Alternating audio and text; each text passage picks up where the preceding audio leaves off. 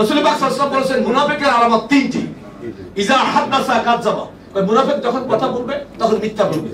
ইজা ওয়াদা আখলাফা, মুনাফিক যখন আপনার সাথে ওয়াদা করবে তখন খারাপ করবে। একবার জাতীয় পার্টি, একবার শেখ হাসিনা, আবার খালেদা জিয়া। মুনাফিকের আলোচনা দিয়ে তো আপনি তো মুসলমানের কাতারে থাকছেন না। কেন থাকছেন না?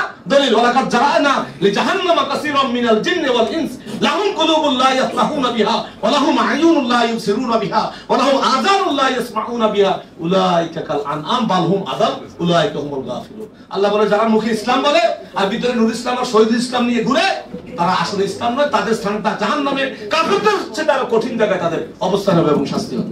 তো আজকে যারা ফিয়ার পদ্ধতির কথা বলছেন, নির্বাচনের আগ পর্যন্ত ওকে ছিলেন।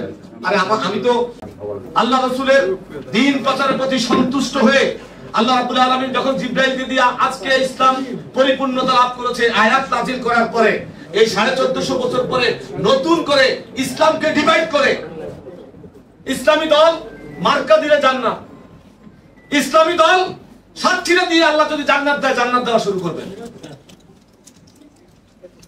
এইভাবে আমার মতো দাড়ি পাকড়ি পরে ইসলামকে জবাই করছে, বলেন যে আমাদের নেত্রী মা, মানে আমি জাস্ট চরিত্রটা উন্মোচন করছি। তাহলে তাদের চরিত্রটা কোথায়? কারণ আপনাকে টুপি দাড়ি পাগড়ি দিয়েছেন আল উলামাউ ওয়ারাসাতুল আম্বিয়া, আলেমরা হচ্ছে নবীদের উত্তরসূরি। আমাদের সর্বশ্রেষ্ঠ নবী মুহাম্মদ রাসূলুল্লাহ সাল্লাল্লাহু আলাইহি ওয়াসাল্লাম আমাদের জন্য রেখেছেন কোরআন এবং সুন্নাহ। একদম এসে বলে সৎ লোকের শাসন চাই, আল কোরআনের আইন চাই। আমি চ্যালেঞ্জ ছুড়ে দিয়েছি ওই সমস্ত ওলামায়ে কেরামের প্রতি।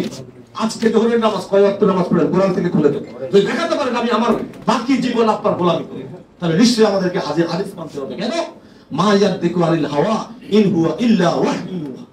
আল্লাহ রাসূল একটি শব্দ উচ্চারণ করেন নাই যতক্ষণ পর্যন্ত আল্লাহর পক্ষ থেকে সরাসরি অথবা ইলহাম অথবা জিবরাইলের মাধ্যমে কোনো নির্দেশনা আসে। সুবহানাল্লাহ বলি।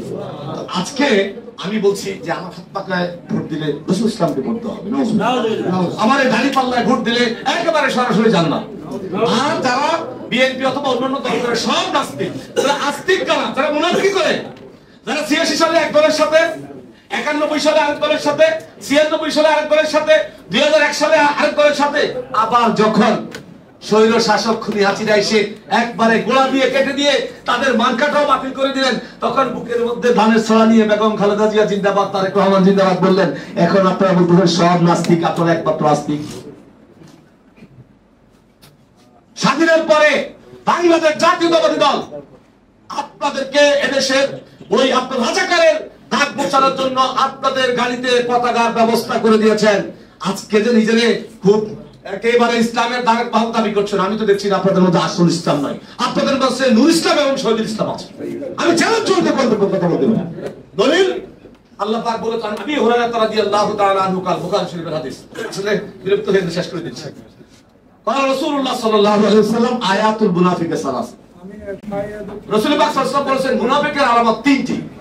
ইজা হাদাসা কাযাবা, মুনাফিক যখন কথা বলবে তখন মিথ্যা বলবে। ইজা ওয়াদা আখলাফা, মুনাফিক যখন আপনার সাথে ওয়াদা করবে তখন খারাপ করবে। একবার জাতীয় পার্টি, একবার শেখ হাসিনা, আবার খালেদা জিয়া। মুনাফিকের আলোচনা দিয়ে তো আপনি তো মুসলমানের কাতারে থাকছেন না। কেন থাকছেন না?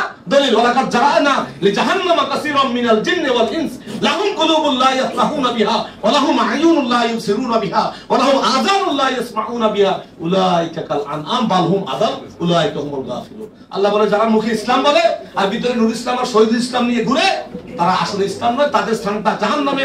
কাফিরদের চেয়ে আরো কঠিন জায়গায় তাদের অবস্থান হবে এবং শাস্তি হবে।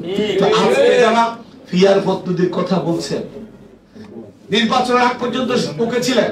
আরে আমি তো অত্যন্ত দুঃখজনক কথা, এই সর্বনাশ বিশ্বাস বলেছেন জামাতের সাথে যারা ঐক্য করবে তারা কাফের। জামাতকে ইসলামী দল ঘোষণা করা যায় না। কিরে ভাই, কিরে ভাই, কি হলো? এখন আবার জামাত ইসলামকে কোলে নিয়ে চুমো খাচ্ছেন আপনারা।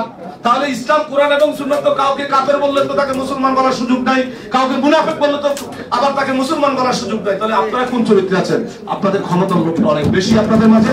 সেই কারণে আমরা এই সমস্ত এই যারা আমার মতো অনেকে দাড়ি পাগড়ি টুপি নিয়ে আমরা এই ইসলামের দাবিদার বলে রাষ্ট্র ক্ষমতা চলে আসছে, এটা হলো একেবারেই একেবারে যেটা বলবো আছে এই বিষয়টা নিয়ে আলোচনা করে সময় নষ্ট করার কোনো সুযোগ নেই। এদেশে গণতন্ত্রের মাধ্যমে নির্বাচন হবে এবং আমরা এই অন্তর্বর্তীকালীন সরকার দিয়েছি, উনি দেশের জনগণের ম্যান্ডেট বুঝে গণতান্ত্রিক প্রক্রিয়ায় নির্বাচনের ব্যবস্থা করবেন।